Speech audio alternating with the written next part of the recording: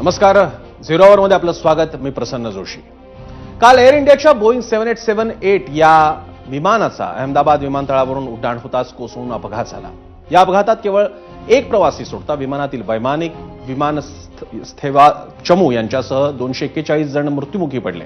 दुर्दैवाची बाब म्हणजे विमान ज्या परिसरात कोसळलं तिथलं वैद्यकीय महाविद्यालय, छात्रावास आणि अन्य वस्ती इथेही सुमारे 24 जणांचा मृत्यू झाला.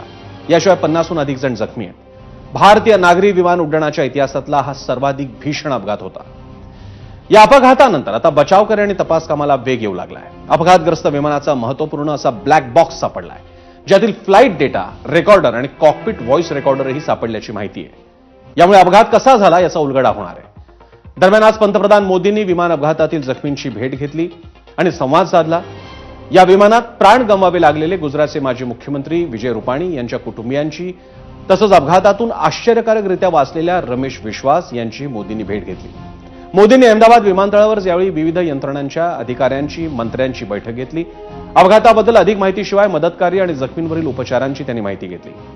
अहमदाबाद विमान अपघाताची उच्चस्तरीय चौकशी होणार असून यासाठी विशेष तज्ज्ञांची समिती स्थापन करण्यात आली आहे. नागरी उड्डाण मंत्री राम मोहन नायडूंनी ही घोषणा केली. डीजीसी आणि एअर इंडियाची टीमही घटनास्थळी दाखल झाली असून पुढील तपास सुरू आहे.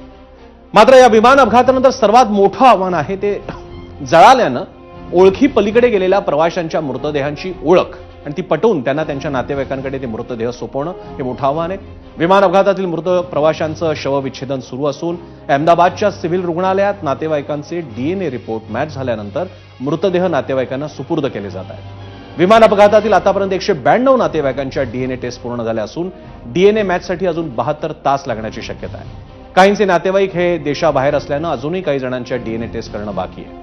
दरम्यान एअर इंडियाकडून 4 शहरात मदत केंद्र स्थापन करण्यात आली आहेत. कुटुंबीय नातेवाईकांच्या मदतीसाठी अहमदाबाद, मुंबई, दिल्ली, लंडनच्या गॅटविक विमानतळावर मदत केंद्र उभारण्यात आली आहे आणि इथं कुटुंबीय नातेवाईकांना अहमदाबादात पोहोचवण्यासाठी सेवा उपलब्ध करून देण्यात आली आहे.